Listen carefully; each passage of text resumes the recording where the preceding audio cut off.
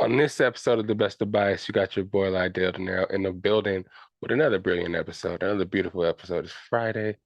Man, what a time for another episode of the Best of Bias podcast. But anyways, we got a lot of stuff to talk about today on this episode. We got Wemby his second game. We talked a little bit about his first game and how he did in his first game. He didn't do too well, but the second game he redeemed himself in a big way.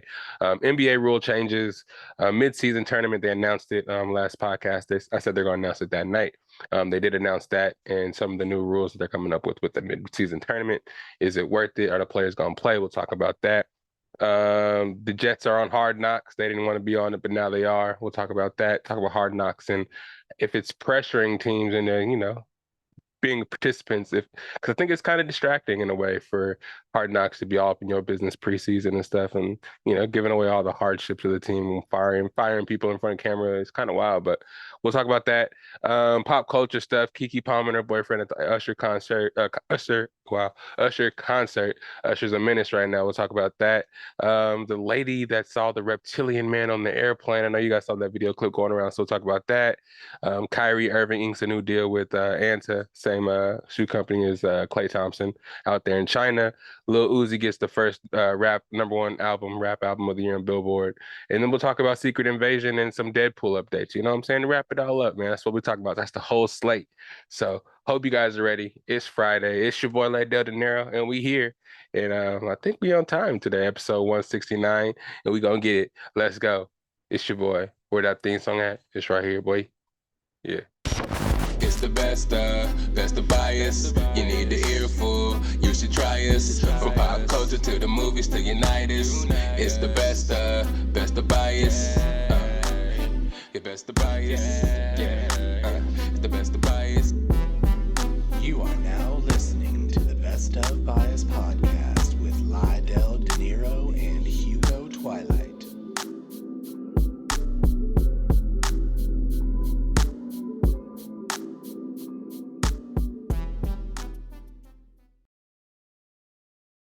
What's up, everybody?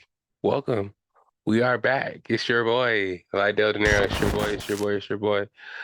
Thank you guys for being here. You could have been at any podcast, clicked on any podcast in the world, but you're right here with me. And I appreciate it because, we've been doing this now for how long? 3, almost 4 years. To new listeners, welcome to the podcast. What we do here, we bring all the bias to the table. Whatever you want to talk about, we spread the topics out and we just kind of go over everything. Usually you have like a medley of guests also to add their perspective. But over the past couple of weeks, it's just been me. A lot of times it'll be just me, you know what I'm saying? But once I can get the fam and a lot of the friends that been participating, if you've been here for a while, you've seen them.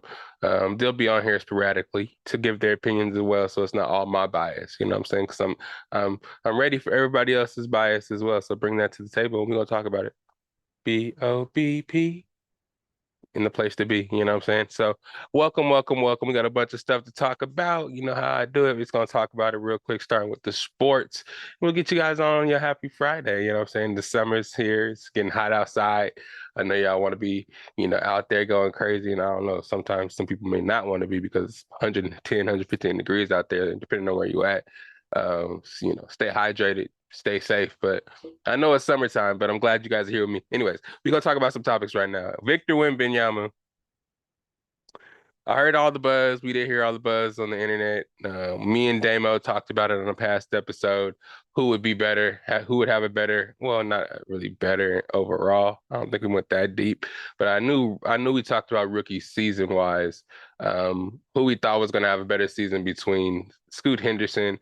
Maybe we threw in a little Chet Holmgren in there. I think me and Damo had that side conversation, but and Wembanyama. And after the first game, people are all ready to write Wembanyama off. I think he only had 9 points. I got the stats here: 8 rebounds, 5 blocks, 3 assists, went 2 for 13, and only 1 for 6 from three-pointer. And we heard all the stuff that he was in the French league, shooting jumpers like KD, had the crossover, you know what I'm saying, at 7'5", and can dunk from the free throw line, basically. His long arms can block everything. But I saw the potential there in that first game. I think I was recording while the game was going on, so I didn't really get to report on how he did, but you saw it there. You saw him putting it between his legs at 7'5" from the perimeter, bringing the ball up court, making good passes, putbacks. Like he can tip the ball to himself and just dunk it in. It's just kind of going to be effortless for him. And he's 19, you know what I mean? And he's already kind of talking about how he feels like the NBA is not even as physical as the French leagues, but he's still kind of thin and kind of skinny. So I think he's going to be taken advantage of a lot in that area, especially people taking him down low or trying to take him to the basket or take advantage of him that way. You know, do little cheap tricks to get those tall guys out of their game. But I think he can learn. I mean, especially again, he's 19, and if they are as physical as he says they are in the French league, he should be able to adapt. Just put a little bit of weight on, and man, at that size, there's not many people out there in the summer league that are his size, and yet alone in the NBA. So I mean, if he can perfect his game, I mean, play a little more inside rather than trying to take jumpers all the time, take 3-pointers. You know what I'm saying? Because if he gets anywhere near the basket, he can just turn around and dunk it or just turn around and lay it up. You can see over the hoop, just drop that shit in. It's so easy for him to do, but I think he wants to be a super fancy kind of perimeter guy, probably a guard growing up and just had a super growth spurt and just became, you know, big center guy. And he's not that old, 19 again. So a lot of the bigs that he idolizes are probably that kind of guy as well. You know how the league kind of developed into stretch fours and fives that can shoot and do more than things than just be big as hell in the middle and just clog the paint and dunk and block. You know what I'm saying? The Jokic's of the world, Karl Anthony Towns of the world, ADs of the world. The list goes on and on. But yeah, I think when Wembanyama, he was just nervous his first game because he's trying to play it cool. He says everything he's supposed to say in the interviews. Coming to this league from the NBA, it's not really pressure for me. I think it's just normal, la la la. But there was nerves there, and we saw it. But in the second game, again, he came out and balled. He realized that people were coming to Vegas to these games to see him. He has to put on a show. He just settled in, got a lot more comfortable, and he was able to do what he's supposed to do. 27 points, 12 rebounds, 3 blocks, 9 for 14, and 2 for 4, I believe, from three-pointer. Yeah, he was putting the ball in the hole, man. Pause. You know what I'm saying? He was doing what he was supposed to do. It looked nice too. He was getting easy buckets. When he was forcing the issue, he was getting what he wanted, got to his spots. He didn't wait for people to pass him the ball like he did in the first game. In the first game, he was trying to he was being a little passive, you know what I'm saying? Trying to pass the spotlight to other guys on the team, have them do stuff. And the guys on the team actually are trying to earn a job. So, I mean, in their heads, they're like, we're not here to make Wembanyama look good. We're here to try to make a spot on the team because we know he already got a spot. So they taking all the shots and not really passing it to him where he needs to get the ball at. And if they're actually trying to win a game, what they should be doing. You know what I'm saying? And that's kind of what you want to see. You want to see a little bit of camaraderie in the summer league, though people is all out for each other's necks and shit like that. But yeah, his jumper was a lot more wet. I mean, he can take, you know, his jumper take some work, get better, and he's gonna have all the practice time in the world. They shut him down for summer league. Coach Pop was like, "Nah, y'all saw it. He redeemed himself, so we ain't got to force the issue. We're just gonna get him in the lab, get him bigger, get him better, get him experienced and ready for next season because you know it's a long way for next season, and there's a lot of stuff going on next season." That he has to be ready for because there's gonna be a lot of pressure on him, a lot of eyes on him. He's almost expected to win Rookie of the Year. And people are trying to say that, you know, he should be able to have success fast. People don't think they'll make the playoffs right away or anything like that. But hey, you know what I'm saying? If he's as good as people say he is, I wouldn't doubt that a play-in situation wouldn't be in the works, you know what I'm saying? And there's a lot more chances for us to see him with this new tournament that we're going to talk about here soon.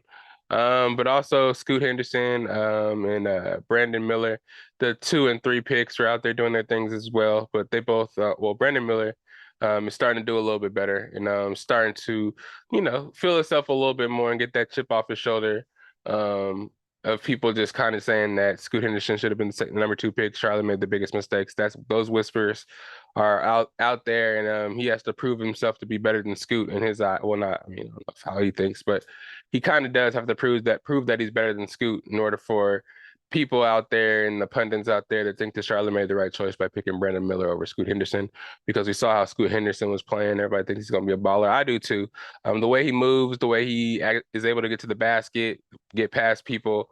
If he gets his jump shot, he was making jump shots before he was taken out in the game that I watched. You know what I'm saying? Mid-range, he was made a couple 3-pointers.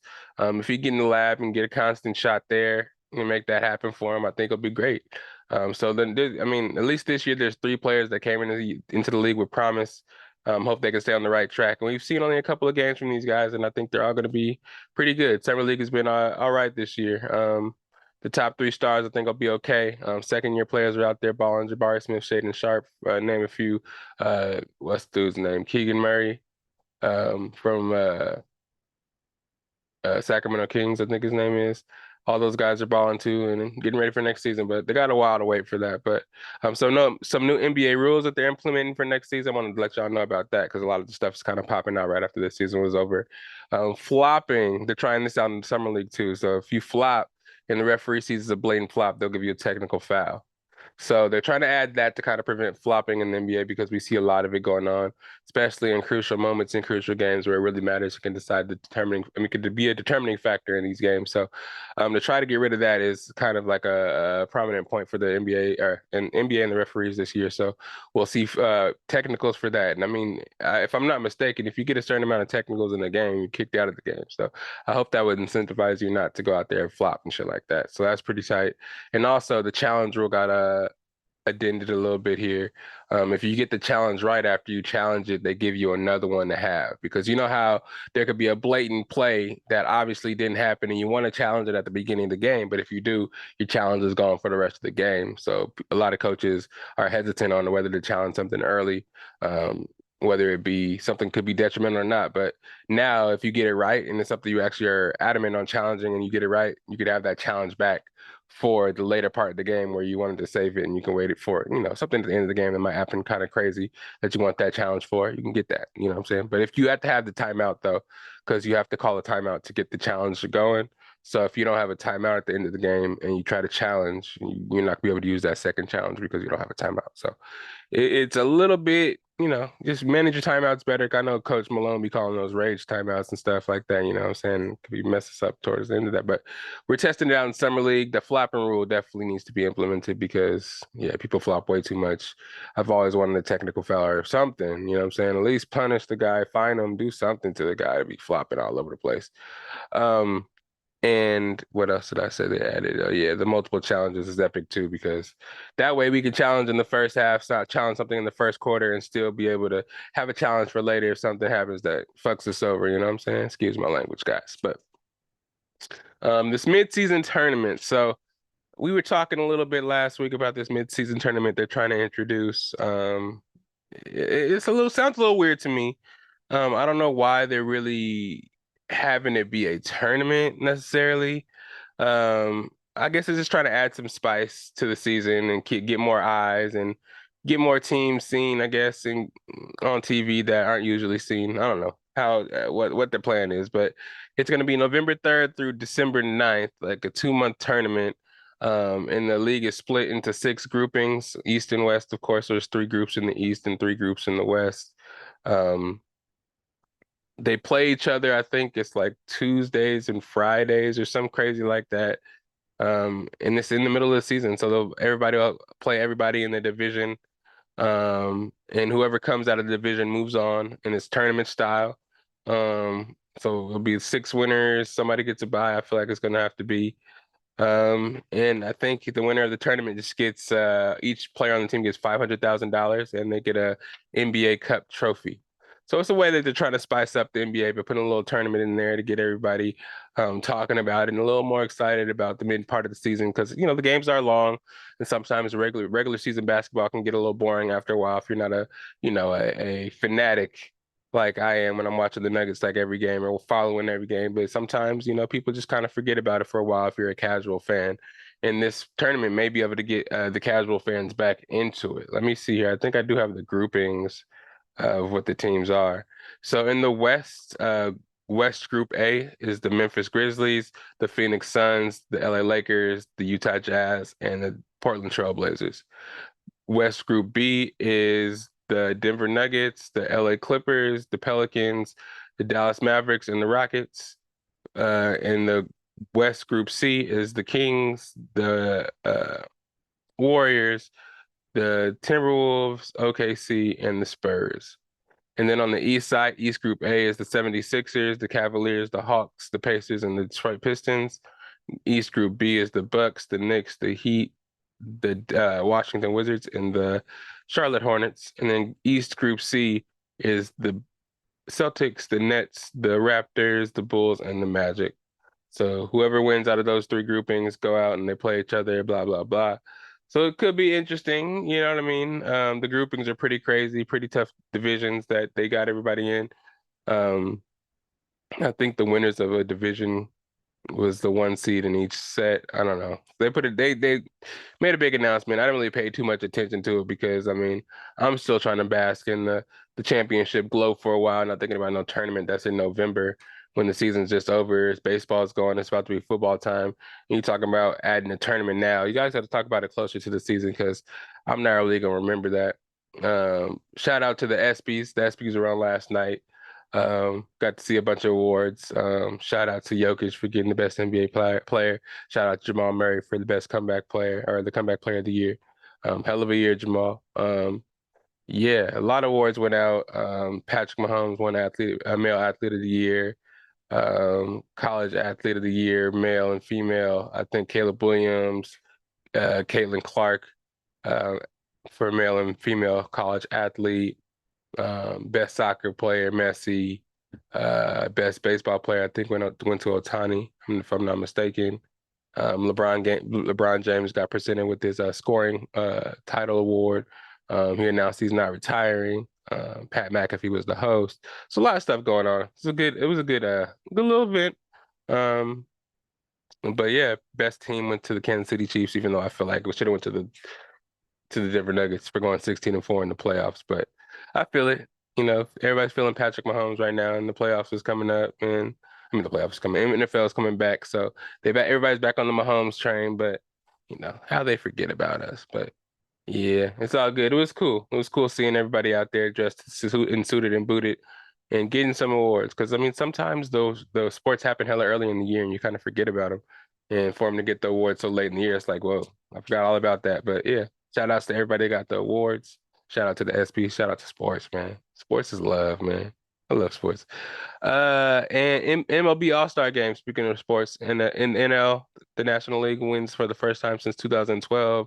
Elias Diaz with the homer, the two-run homer to take the NL. You know, take them up. I think it was 4-3, and they ended up winning. Trimble struck out. I forgot who it was. Was it Julio? Julio Rodriguez? But no, he got on base. Who struck out? But anyways, it was a close match. It was kind of a nail biter.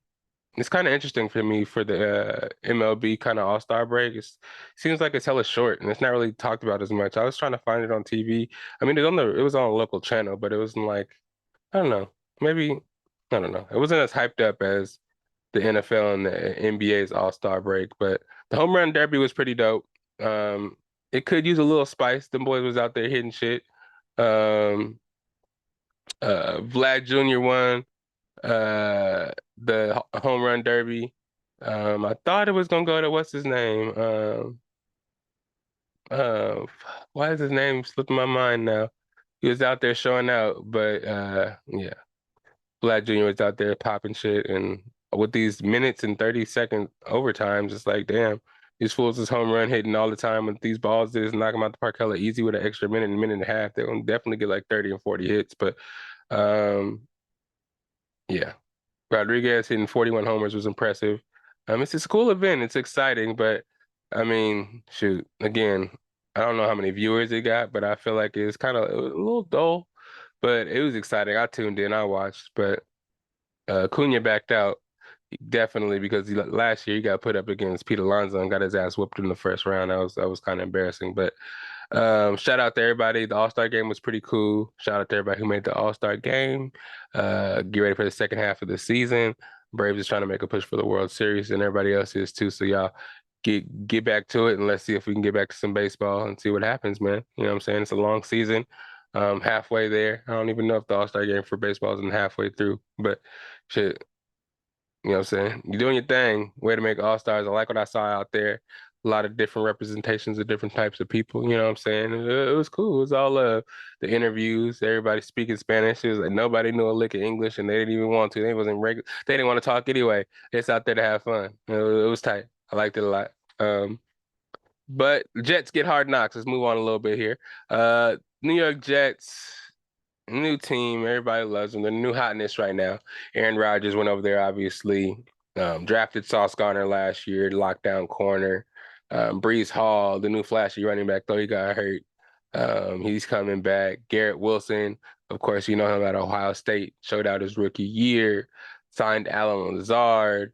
I think they still got Corey Davis, if I'm not mistaken.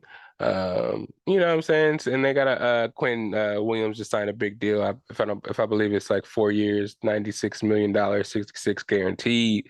So it solidified their defensive line. So they're doing all right over there. You know what I mean? But I mean, the line is still a little iffy.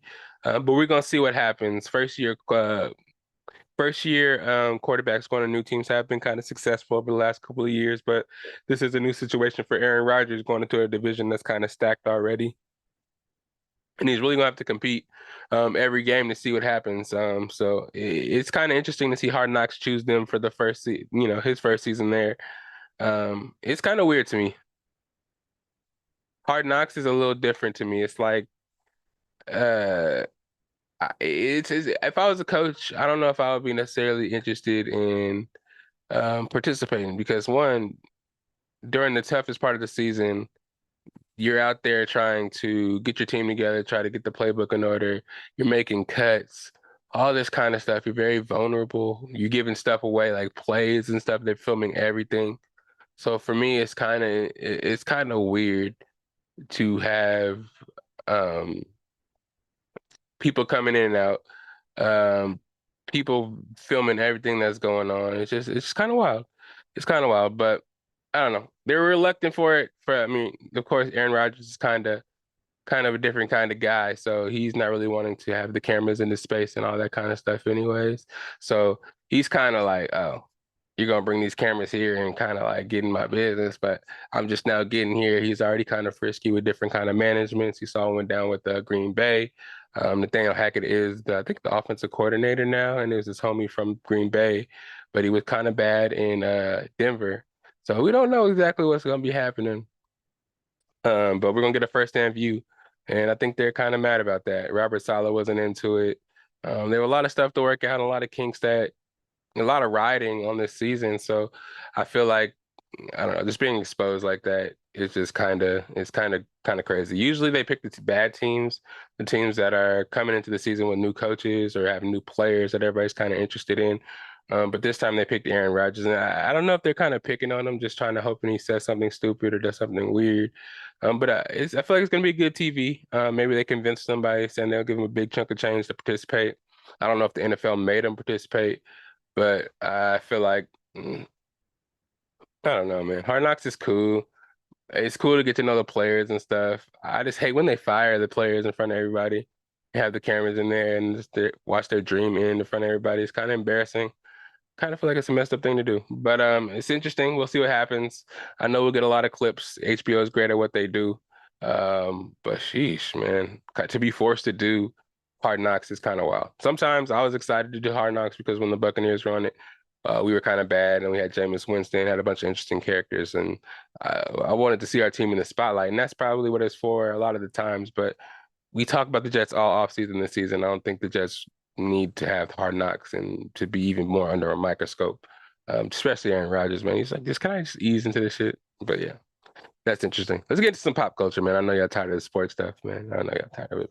Let's start with this Keke Palmer topic. I know this has been very controversial in the media right now. Usher out here breaking families up. This Usher show must be amazing. That residency has been hella long, first of all. Um, but yeah, I need to check out the show, man. But shoot, make sure you don't sit in that middle table row reserved for the woman swooping section because that shit gets crazy.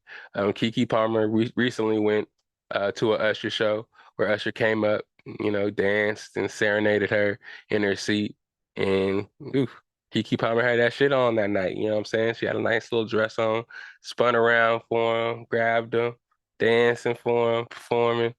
And her boyfriend, what's her boyfriend's name? I got his boyfriend, Darius Jackson, her baby daddy. They just had a baby together. Saw what was going on, I guess, in the video or in the tabloids, and he messaged on the message boards on the Twitter sphere, um, and you're a mom and you should and look what you're wearing type of shit. I don't know exactly what the tweet was, but something in reference to that.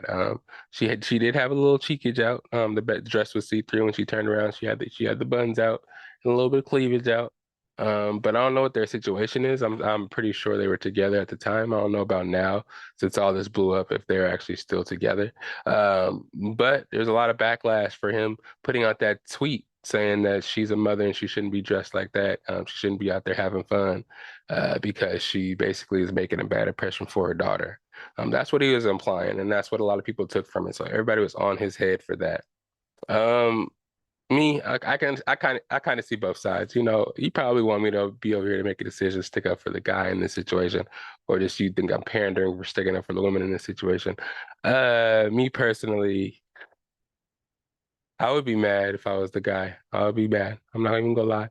If this came out this way and I saw that, if this was it's kind of different. So if it was my regular girlfriend opposed to a celebrity girlfriend, A-list celebrity girlfriend that's in the business, and it's kind of her job to be seen and put on a show. You know what I mean?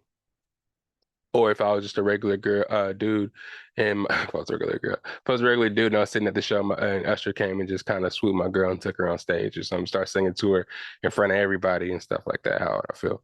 So if I was just a regular guy, I would feel some type of way. Um, Not really if I was there, but if he was there by myself and I saw a bunch of videos, I think I said that wrong, but yeah, if I saw a bunch of videos and I wasn't there and I saw all that shit going on, I might feel some type of way in the moment, but I don't think I'll put it on social media and let her know about it. And the other way around, if I was a celebrity boyfriend and my girlfriend was out there by herself doing that and kind of like looking at Usher, it would have to be like the only way I would have to be threatened was if they had a past or if they were still hanging out with each other after the show. Or it was a little more than just a little performance for the show itself. Because I mean, if everybody at the show, regular people there see, oh, it's Keke Palmer and he's getting sung to by Usher, it could attract more viewers to actually come to his show and actually enjoy the experience because they know other celebrities are going to be there.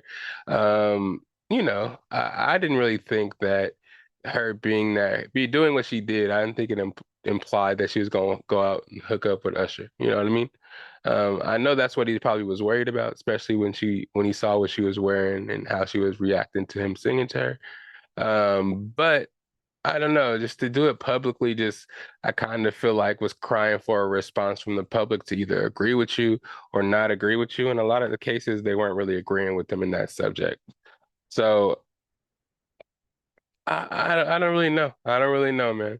And for on her side, she's a woman. She can do whatever she wants to do. And that's perfectly fine, especially if they have an arrangement and they're not married and stuff like that. I mean, you still want to have respect for your partner and stuff like that. But at the same time, it's like she is again, an A-list celebrity who's out there having fun. Probably looks like what it was, a girls' night, maybe somebody's birthday.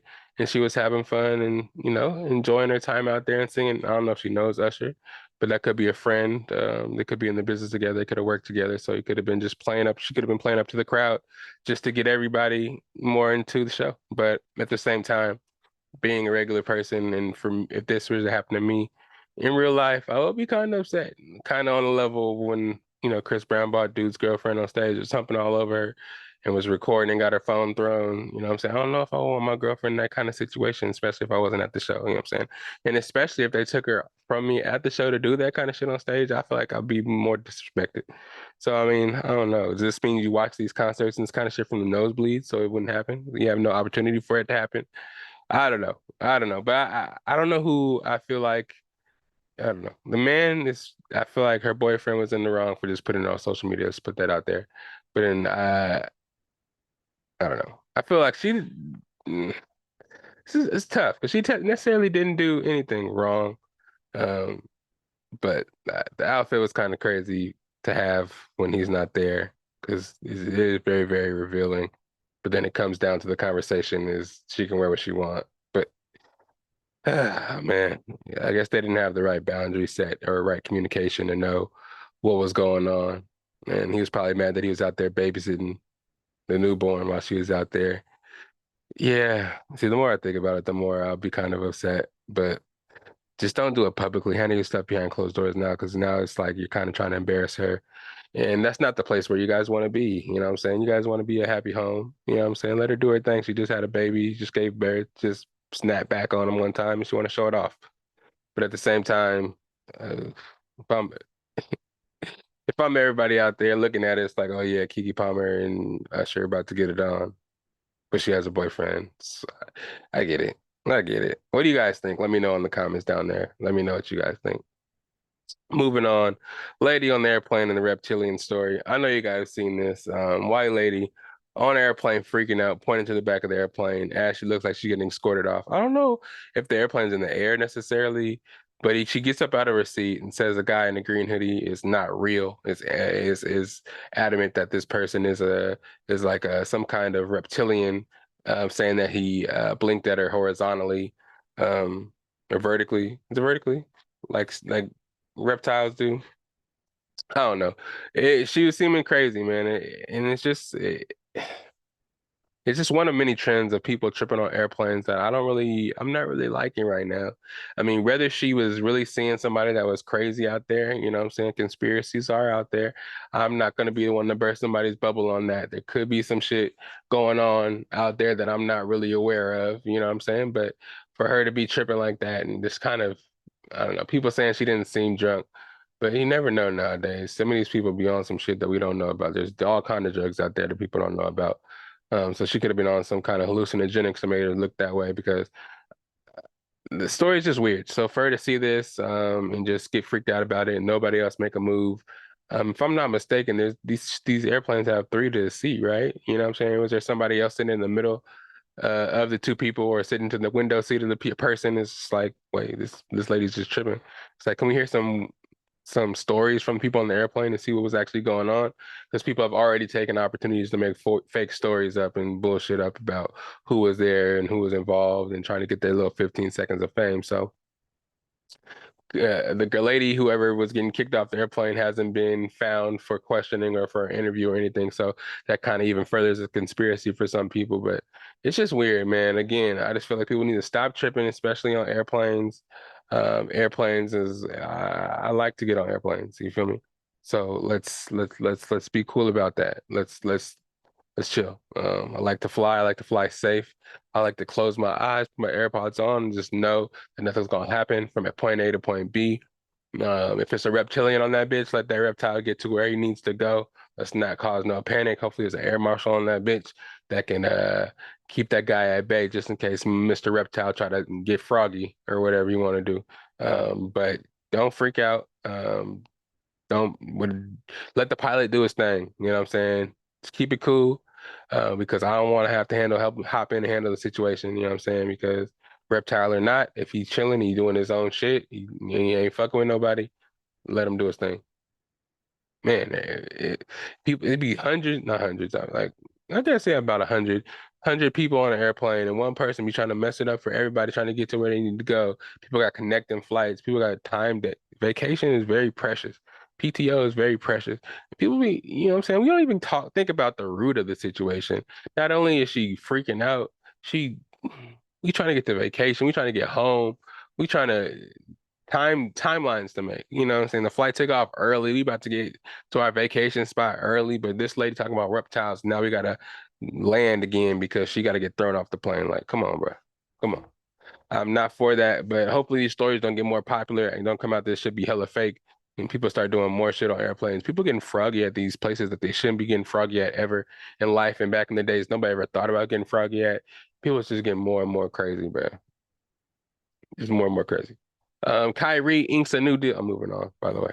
It's not really a cool transition, but Kyrie Irving inks a new deal with Anta for a new sneaker deal, where he has he's a CCO of it, has all creative control over his shoe, his ideals, his designs. And it starts a new wave that I've been seeing of entrepreneurship within celebrities, of taking their art and their work into their own hands.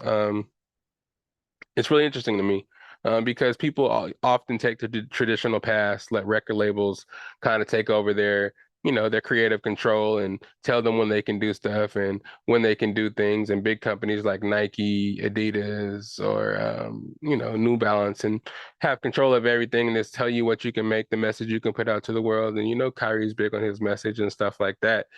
So he went over to the Chinese company Anta, who works with Klay Thompson. He's working with Klay Thompson for years now. Put out a new shoe. Um, where he'll get to do his own thing. And I feel like they've been doing some Chinese companies have been making some good shoes. I think the Way of the Wades, Dwayne Wade shoe has been made by a Chinese company and they've been doing kind of crazy. Really good work. Really good work over there. So it's good for him. I just thought it was interesting because, what I'm saying, Wiz Khalifa was recently on Drink Champs, I believe. And he was also talking about how, new wave artists and new, celebrities, artists and stuff like that nowadays don't really need to go to record labels or companies, big companies that'll take everything from them, control everything. They can go find some little companies that actually believe in their work, invest in them and give them creative control, and they can make a lot of money still. Maybe not as money right away as these big companies, but if you do it right and get with the right people, there's businesses out here that are up and coming and have money to spend. And though they may not also be like music companies or dabble directly into music or whatever you're interested in or whatever route you may be running, but they have money to spend and they're ready to invest and they want to invest in good ideas. And if your idea is good, and you have the backing for it, they see you putting up hella video views, you're doing hella good, you got a podcast that gets hella views, your impact is there. They know they'll get their return on their money, so they're ready to invest. You know what I'm saying? So just be creative, continue to be original, continue to be you, continue your dream, continue to work hard. Though some stuff may not come right away, but if you continue to be true to yourself and know what goal you have in mind, somebody will see the work that you're putting in and be ready to give you some money to invest in your dream. Just make sure you get with the right people, man. That's always the thing. People are ready to jump at the big check, but the people that are behind the check are hella shady. And they just kind of drain you of your dream and you forget what you get into it for in the first place. So I thought that was really important that he actually said that, especially for Wiz, man, because he's always kind of, done it the independent way, kind of only, done his own thing. Didn't really move with the wave, and to go against the wave, to see people like him, La Russell, um, who else? Who were we just talking about?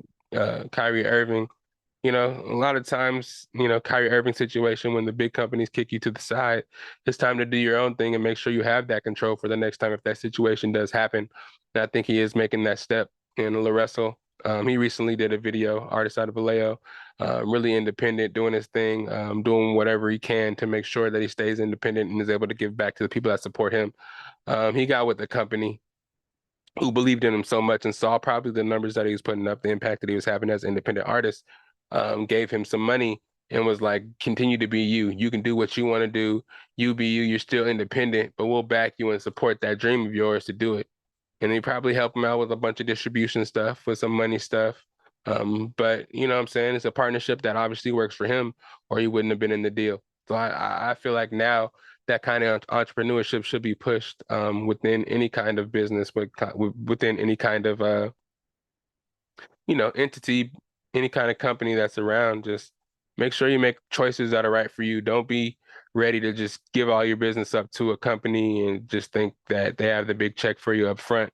And, that's all it can ever be. Nah, you can get with the right people that believe in your dream, and they won't limit your dream. They'll give you creative control to do whatever you want with your dream and turn that into something and manifest it in what you always wanted it to. They won't put that glass ceiling over you and tell you what you can't do, when you can do it, or how much money you can do it. And after you make your money, how much money you have to give me back. You know what I'm saying? Like, I mean, I'm sure there's some kind of situations like that, but it should feel right. You shouldn't feel like you're being taken advantage of. And I hear a lot of stories coming out of celebrity camps and kind of rich people's camps saying that kind of stuff happened to them in the past. And we're supposed to grow from those situations, study the greats, study the downfalls of the greats, some greats, you know what I'm saying, and learn from those so those tricks can't happen to you the second time around. You know what I'm saying? And that should be something that we are doing. Find the elevation in people that believe in us and don't just think that just because it's not a Universal, not a Apple Music, not a big company like that. Shout out to all those companies, but sometimes It could be a little company that you don't know about, that you haven't heard about, that's sitting on a whole bunch of money and just looking for something to spend and just looking for some ways to diversify. And you can fall into that pocket and it's be great. You might not make all the money in the world, but you'll make enough to be happy and and make generations of your family wealthy and stuff like that. But yeah, man, get your ownership back, man. Celebrities, I like what you're doing. Keep teaching the young wave, because make your own money, be able to control it. All these catalogs being sold and having control of your own music. I like that. I like that, man. Keep it going. Thank you, because you're teaching me. And I like to spread the knowledge, and everybody in the Best of Bias family maybe can absorb some of this and kind of just, you know, thank you. All these people out there, YouTube. I don't remember all your names, but the investment people, the real estate people, yeah. Just keep it up, because I mean, I need to learn more. I'm not the most educated the person there is out there with all that kind of stuff either, but there's no time like the present, because the markets are changing, entrepreneurship is growing, and the markets, yeah, we'll get into that a little later. But Lil Uzi, his Pink album gets #1 rap album on Billboard. It's the first #1 album that is a rap album, I think, of the year. I think that's what they're saying now. It's interesting to me though. The discussion is really interesting to me because Lil Uzi's fan base is kind of alternative.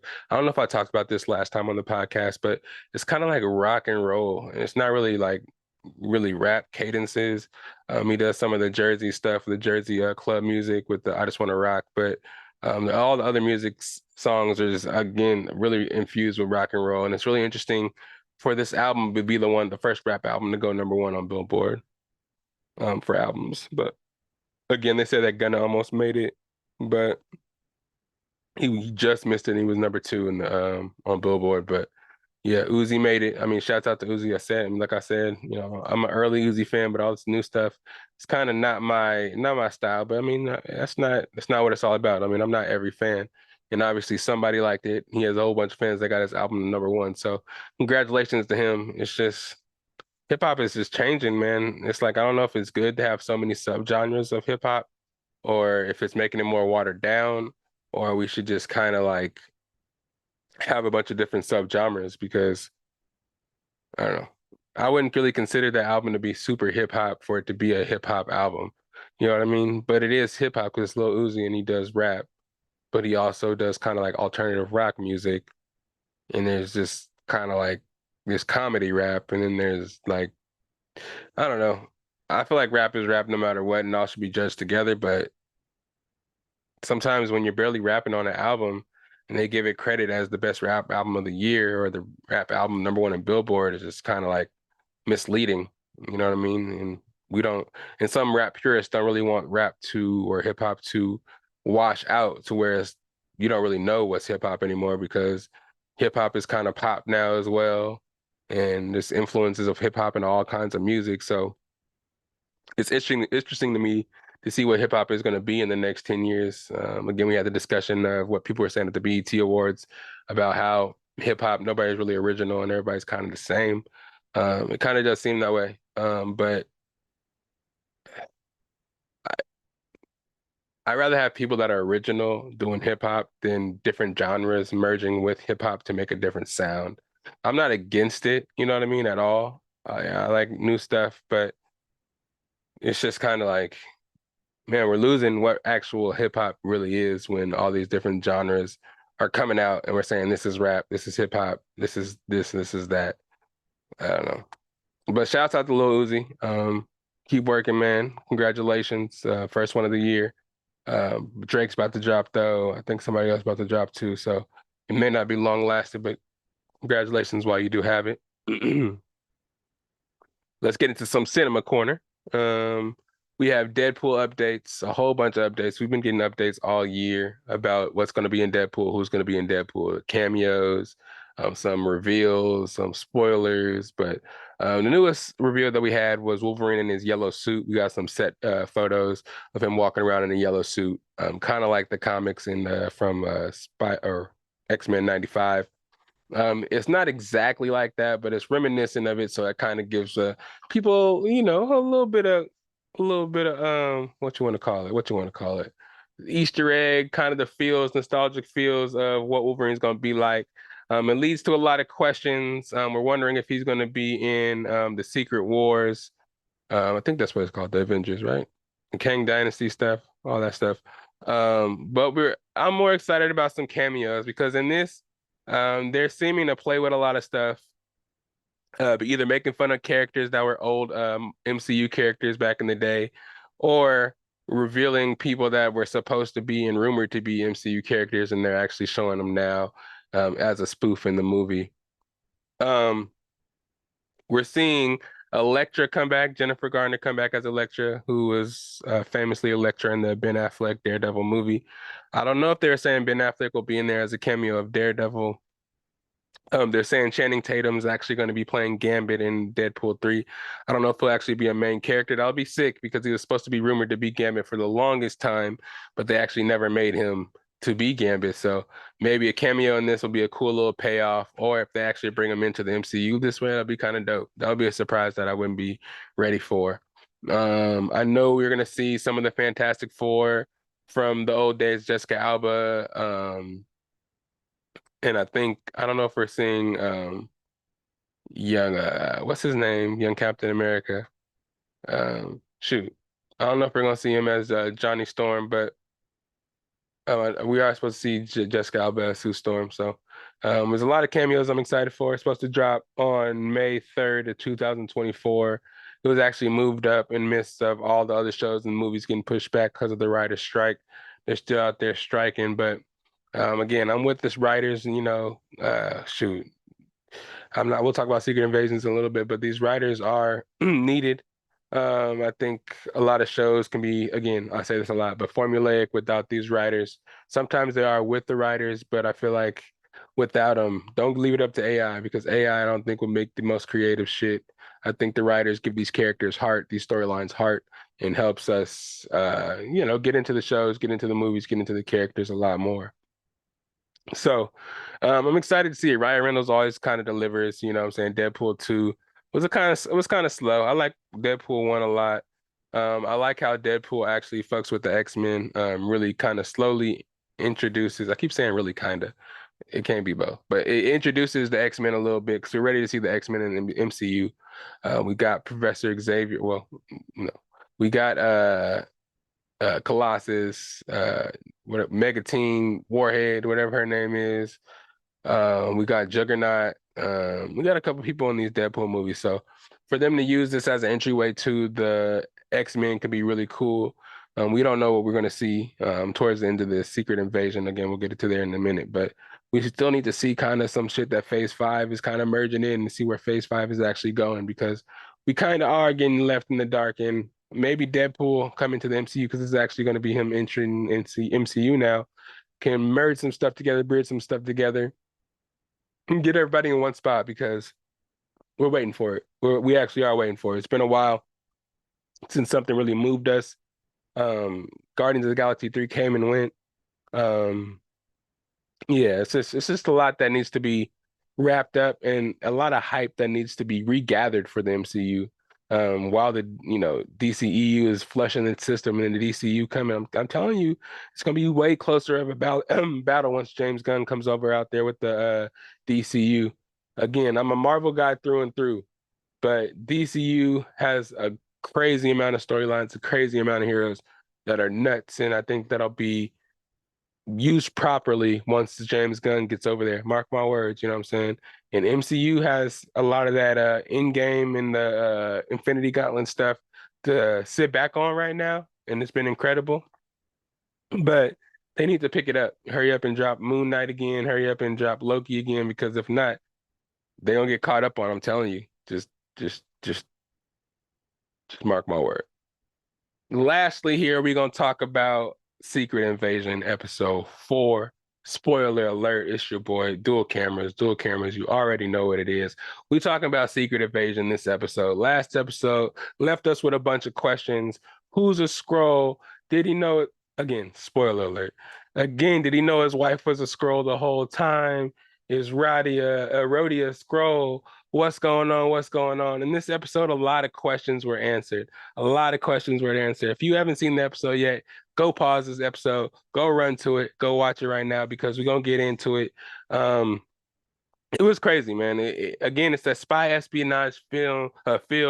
We don't know exactly what's going on. The last episode, Gaia got shot. We thought she was out of there, over there, out of there, over there. And you know what I'm saying? Telos, his his involvement with his daughter and getting her kind of like being a mole for Gravix and kind of feeding him information. He knew it was probably going to be kind of risky, but for her to get shot at the end of the last episode, it was kind of like, damn. But we kind of knew that something happened that wasn't really, you know what I'm saying, wasn't what it was because obviously, if you watch the previews, we've seen a lot of scenes in the previews that she was in the previews that she wasn't in yet, so she couldn't be dead yet. But also, something about that laboratory, man. Something a lot about that laboratory let me know that she did a little something, something. Um, I kind of felt like she snuck in there and did something, but when they flashed back in this episode and actually show what she did, oh, I didn't, yeah, they didn't show all that. But yeah, she became a Super Skrull, just like Gravix did. We saw that he revealed he was a Super Skrull at the end of this episode. With the Groot powers, the Groot stretching arm, we saw that they're infusing four different types of different species into one to make it so that Skrulls can have superpowers and be that dominant species. You know, Gravix is out there trying to start a war between Russia and the United States so the planet can be inhabitable for all the Skrulls and they can live there safely, blah, blah, blah. But we just kind of see Gravix getting more and more extreme and the plot kind of thickening in this episode. We see, again, last episode, we saw Nick Fury go down and go to his house and meet up with his wife, not knowing that his wife was secretly working for Gravix and she wasn't really, we didn't know if he knew she was a Skrull. It seemed like we kind of knew how he approached that she was actually a Skrull. But I don't know if he knew she was a Skrull. I mean, I didn't know Skrulls can morph their body parts too, you know what I'm saying? So if he didn't know she was a Skrull the whole time, she was down there morphing her body down to the anatomy.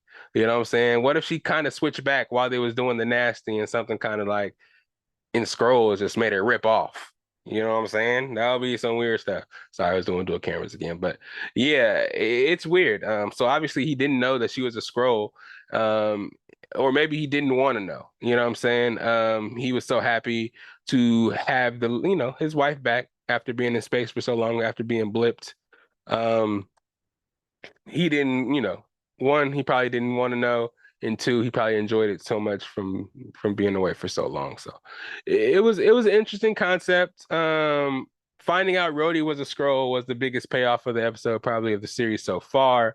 We knew he wasn't acting right. We heard Nick say nobody calls him Nick, everybody calls him Fury. And Nick, he called him Nick like twice. How he was acting, how he was talking, how he had it in so much for Nick Fury. Yeah, and usually in the series in the saga, he was kind of always with the president, and he was always kind of government kind of guy. But he did bend the rules sometimes when he knew it wasn't right. This time, it just seemed like there was no bending him. There was something off about him. So we kind of knew that there was something wrong. It had to be something wrong. And also, if I'm not mistaken, in Endgame, he broke his legs and he fell out of the sky, or in Civil War, he broke his legs after getting shot out of the sky by Vision. I didn't see those little walker things when he was walking down the stairs or even in the series at all. Does he wear those metal things under his pants? Like, where do those go? You know what I mean? So that's kind of weird. So that should have been a telltale sign. But maybe Nick Fury wasn't around during Civil War, so he didn't know what happened to Rhodey, so they didn't know his legs weren't working. That was just interesting. That's maybe a plot we need to revisit, because again, he did have those walkers on his legs from being shot down by Vision. Later seen him disappear. But also they say that this is supposed to take place kind of soon after Falcon and Winter Soldier, right after Endgame. So somewhere in there. So maybe Rhodey got kidnapped, because when they're blipped or after they came back, the world was already inhibited by a million Skrulls. Maybe they got him pent up somewhere, still in his memory. So that's how they're, mimicking him. That scene where they're trying to steal the president, he was just chilling in the car, um, not tripping about anything that was going on. That was a crazy scene too, man. It's like seeing Talos get torn up, get killed by Gravix. It's going to be interesting to see if he actually lives. Gaia's going to be upset to see her now be a super scroll and actually have superpowers means that she's gonna she's gonna go out here and go ham once she finds out her dad's dead. So we gonna see. Again, these episodes go pretty fast. They're supposed to be all hour episodes, but this last episode was only 33 minutes, and the credits be like 3 or 4 minutes. So that was kind of lame. But yeah, it just kind of shows us shows us how serious graphics really is, and just show that he's kind of willing to go to any lengths to start this war to have his planet for his species and his kind. I don't know. We're gonna see because I'm still not really sure who's who and who's who. Which Talos is who's Talos and which graphics is graphics. It's just because they're scrolls and they can be anybody posing as anything. It can just change up at any time because their motivations could be aligned, Talos and graphics. And Nick Fury just not aware of it because in the comics there was so much of a different person. And the motivations were different in the comics. So yeah, it's interesting to see what's going to happen. Each episode somebody freaking dies. It's kind of a shock, and they try to leave that for the cliffhanger. But I don't know. I'm still waiting for a hero to come out, waiting for a big hero battle. It's cool to see that the Skrulls can actually be shot, but it's like to have the Skrulls be the only superpowered being that can just go and rip through people and just change into people all the way down to the anatomy is just kind of OP. Um, we need somebody. Give me a Captain Marvel. Give us a War Machine. Let Rhodey escape and actually, do something in the series besides be controlled by somebody. Um, because there has to be somebody that stops graphics, you know what I'm saying? And I don't expect it to be just Nick Fury by himself because he's kind of down bad right now. Everybody on his team is getting killed. It's going to have to be Gaia or something that just kind of goes heads up with him because she has the Super Scroll Serum. And Nick Fury is going to have to hopefully have the plan, the backup because he's framed for killing Monica now because graphics turned into her before, or turned into Nick Fury before he shot Monica. So it's kind of a shitty situation for Nick. The only redeeming factor that he had was him and Talos saved the president, so now he can save face that way. But now he has to announce that and tell everybody about the scrolls being in the world and the infiltration and the invasion. So the last 2 episodes are gonna be crazy. I don't know. To me, I'm still waiting for the big payoff. It's not one of my favorites quite yet. A lot of people saying they like the show. I'm gonna get AK on here soon to talk about it because I know he's enjoying it a lot. But oh, I didn't show you my new pops. You know what I'm saying? Sanji, you know what I'm saying? Where my One Piece fans at? Vince Smoke, Sanji, you feel me? Sorry, audio listeners, you don't really get to see this. These are all my new cops. If you see my Instagram, I showed you guys a little bit of this during the week. But I got young Usopp, Cherry Joy exclusive. Thank you, Cherry Joy, for this. Oh, look at the side. Look at the side. Boom. Wanted 200 million berries. I got a whole bunch of stuff over here. Let me show you a couple more. Show you a couple more. I'm gonna show you two at a time now. Got a couple of Soul Eater. I got the whole this whole collection. Black Star, Patty. Who else do I got? Uh Liz and Death the Kid. If you guys know, if you collect pops, you know Death the Kid and these Black Stars be a pretty penny. But yeah, got this whole collection. Tsubaki. If you know the show Soul Eater, pretty dope anime. Check it out. It's on Netflix. It's not on Netflix anymore. It's on Crunchyroll now. But check out Soul Eater. Watch you some anime, man. Some of y'all might be thinking y'all too cool to watch anime, but y'all be watching some bullshit on TV. Check it out, man. Back in high school and back in middle school, people probably thought people was nerds and kind of thought, anime was kind of played out, but it's getting popular right now again. I've always liked it, but people are out there watching, they're enjoying it, and the wave is growing. So if you want to, learn about storytelling, you want to learn about some epic shit, some character arcs that you'll love, characters you'll fall in love with, stuff like that. They have hella seasons where you can just continue with it. I know they don't speak English all the time, and they're not always dubbed. And when they are dubbed, they sound kind of funny. But if you can get past that, the action, the character building, and shit's great. You know what I'm saying? Get into it. You know what I'm saying? Get you a Cherry Joy exclusive too, man. Check out Cherry Joy Collection, Cherry Joy Collections on Instagram _collections on Instagram on whatnot. Check them out. Cherry Joy having shows every day about like 9:30 or so at night Western time. Get you a custom, you know what I'm saying? because them custom collections go crazy. They got like 13, 14 of them, that bad boys, you know what I'm saying? But yeah, that's an episode for you guys today. It's the Best of Bias podcast. We're to the end where I like to let them know where you can find me at. It's your boy, SAC_Lydell on the Instagram, Patrick_Lydell on the Snapchat, Twitter. You can find me, Patrick Lydell. I'm gonna start trends. I haven't started it yet, but I'm gonna take a look at it today and get into that. If you're looking for the podcast, Best of Bias podcast on Instagram, Best of Bias, Best of Bias. I don't ever talk about that. Best of Bias podcast on Instagram. If you're looking for us on the YouTube, go ahead and type that into videos brought to you by AKA. This week's video has been brought to you by AKA, of course, and it's been, what I'm saying, sometimes we get them out a little bit late, but go ahead and like, subscribe, share, send to your friends, send to your mama, send to whoever. Let everybody know we out here, and it's a podcast for the family. Sometimes it's explicit. No, don't bring the kiddos. But it's information for everybody. Everybody would enjoy it, of course. Merchandise. We've got hats, bucket hats, dad hats, beanies, t-shirts, everything. We still got everything available. Just hit me up wherever you find the podcast. You can inquire about some information about the merch, and we can get it to you. I got my shirt on now. On the back, I ain't gonna turn it all the way around, but actually, I got some shirts right here I can show you better. I got this one on right now. Sorry again, audio listeners, but it's Growly Electric on the back doing his thug jizzle. BOBP on the front. Got a couple of more of the big face Growly.